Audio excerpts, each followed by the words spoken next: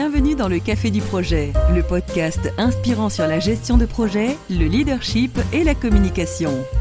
Le premier mardi de chaque mois, nous accueillons des experts dans leur domaine. Ils dévoilent leurs compétences pour animer des équipes, faire avancer des projets, mais aussi accompagner leurs clients vers la réussite. Bienvenue sur notre podcast Le Café du Projet. Je suis Nicolas et aujourd'hui nous allons parler d'agilité avec Jean-Yves Klein, coach agile et formateur entre autres. Bonjour Jean-Yves. Bonjour Nicolas. Eh bien merci d'être avec nous aujourd'hui. Est-ce que tu peux te présenter en quelques mots ? Oui, bien sûr, je suis un ancien développeur, passé chef de projet, directeur de projet, responsable d'agence, responsable informatique et depuis plusieurs années coach agile et d'organisation. J'ai accompagné des petites et très grosses structures dans la mise en place de l'agilité. Je suis membre du PMI Lyon depuis plusieurs années, discipline Agile Chapter Champion, président d'Open Serious Game et de The Next Enterprise Organization, membre du club Agile Rhône-Alpes et d'Agile France. J'organise aussi des soirées Serious Game sur Lyon et je fais partie de l'équipe qui a organisé le PIAF Agile, 2 jours de conférences Agile en ligne. Et mon travail se résume très simplement, je fais grandir les gens et les organisations. Eh bien on peut dire que tu as de nombreuses activités.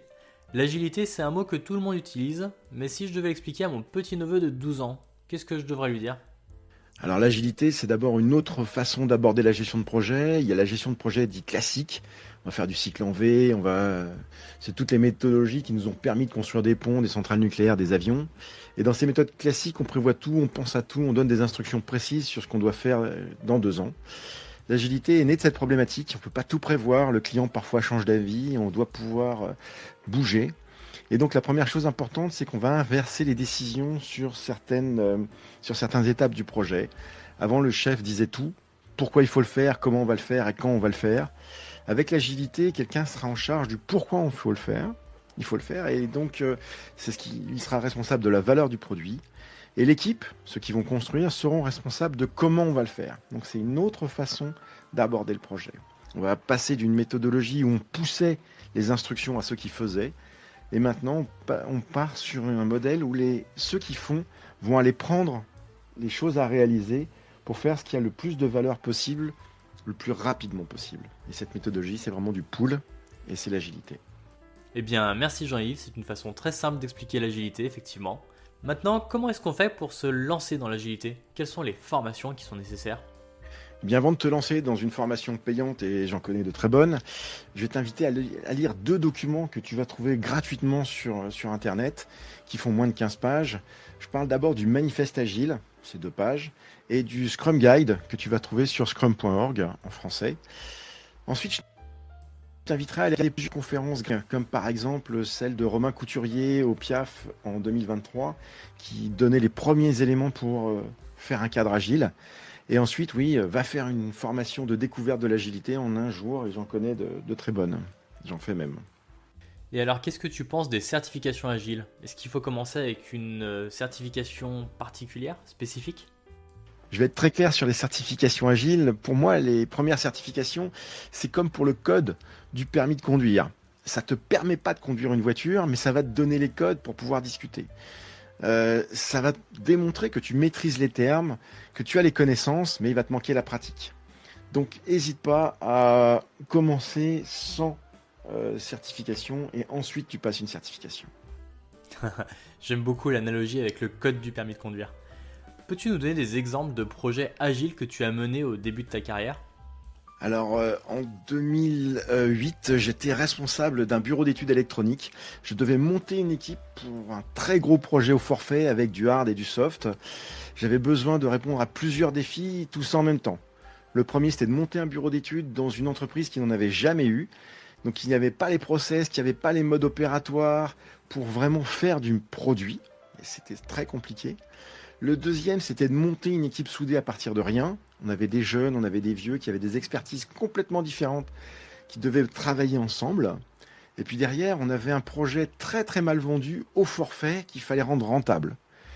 Et il y avait quelqu'un sur le plateau qui démarrait une équipe en agile. Et là, pour moi, ça a été une révélation. Et je me suis dit que c'était la meilleure façon de réussir ces 3 challenges en 2008, donc il y a quelques années. Et c'est à partir de là que tout a commencé. Intéressant, d'autant plus que quand on parle de gros projets au forfait avec du hard, personnellement j'ai plutôt tendance à penser waterfall.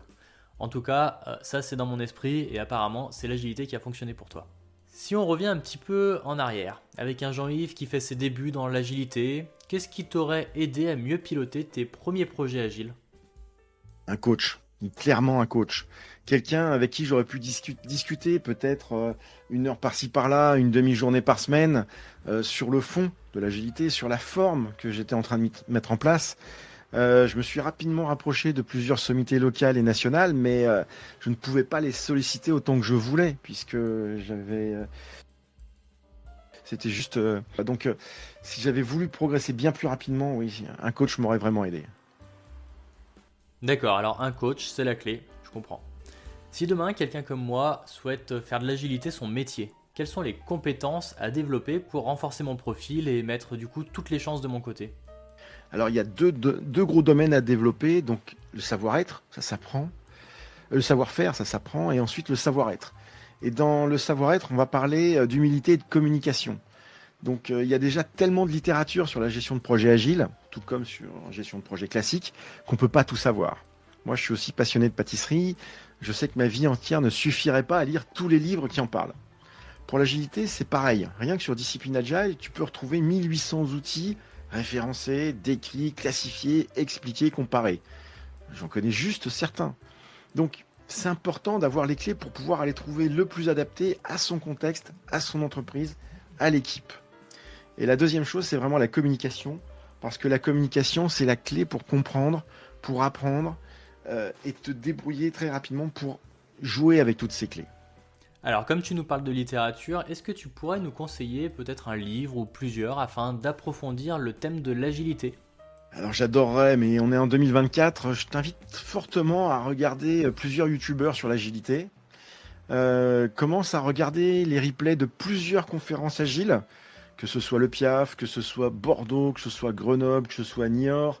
Il y a énormément de choses disponibles que tu peux même regarder dans le bus, dans le métro. Et s'il te fallait un livre, je l'ai parlé du Scrum Guide, mais il fait moins de 15 pages. Si tu veux aller un poil plus loin, il y a le Scrum Body of Knowledge. Si tu veux vraiment faire que du Scrum, je t'invite aussi à aller regarder le PMBOK 7 qui va parler du pilotage par la valeur. Il y a énormément de littérature et ça va vraiment dépendre de ton contexte, de qu'est-ce que toi tu as envie de faire, qu'est-ce que tu veux faire dans tes projets. Eh bien merci Jean-Yves. On va passer maintenant à des questions qui concernent un petit peu moins l'agilité et un petit peu plus toi, Jean-Yves. Est-ce qu'il y aurait au cours de ta carrière une décision que tu aurais prise qui aurait contribué à ce que tu deviennes la personne que tu es aujourd'hui? Alors très clairement, c'est ma certification PMP, je l'ai passée il y a plusieurs années, et très clairement, ça a été un grand tournant de ma carrière. J'ai dû retravailler des concepts et des savoirs que je pensais maîtriser depuis mon bac+5 en gestion de projet. Il a fallu que je remette tout ça à plat, que je fasse preuve d'humilité et que je reprenne énormément de choses que je pensais savoir. Typiquement, aujourd'hui, si vous voulez passer la certification PMP, il vous est demandé un niveau de Scrum Master Agile. Donc, tout ça pour vous dire que ça m'a permis de me reposer les bonnes questions, de repartir sur une façon et une philosophie où je suis constamment en train d'apprendre, constamment en train de rechercher qu'est-ce que je peux améliorer chez moi et chez les autres. Effectivement, la certification PMP a été un tournant pour la plupart des personnes qui l'ont passé. En tout cas, c'est ce que j'ai pu constater à travers les différents échanges que j'ai eus avec des certifiés.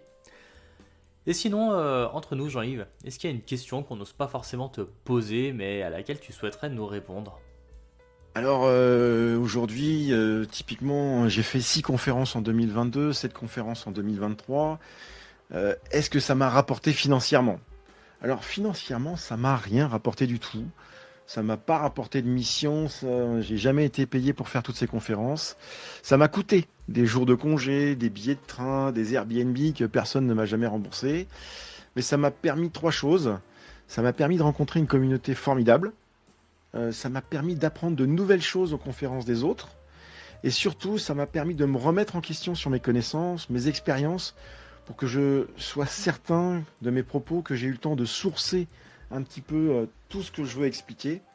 Donc voilà ce que ça m'a vraiment apporté, ces conférences, et jamais du financier. Merci Jean-Yves et bravo pour tout ce que tu fais autour de l'agilité et le temps que tu donnes à la communauté. Si nos auditeurs souhaitent te contacter suite à la diffusion de cet épisode, quel est le meilleur moyen ? Le meilleur moyen pour le boomer que je suis, c'est vraiment LinkedIn. Parce que sinon, si tu veux attendre la prochaine fois qu'on se croise lors d'un agile truc près de chez toi, ça risque de prendre du temps, donc ouais, LinkedIn. Très bien, alors je mettrai le lien de ton profil LinkedIn dans les commentaires et les notes de l'épisode. Et bien voilà, c'est déjà la fin de l'épisode. Personnellement, je ne l'ai pas vu passer. Il est certainement un petit peu plus court que d'habitude. Si vous l'avez apprécié et que vous êtes sur une plateforme d'écoute, s'il vous plaît, prenez quelques secondes pour noter le podcast et ajouter un commentaire encourageant. Pour ceux qui seraient sur YouTube, je sais que vous êtes nombreux, le pouce en l'air et le commentaire font toujours plaisir. Le partage avec vos amis et vos collègues sont tout aussi appréciés. Je vous retrouverai le mois prochain pour un nouvel épisode. N'oubliez pas, le café du projet, c'est le premier mardi de chaque mois.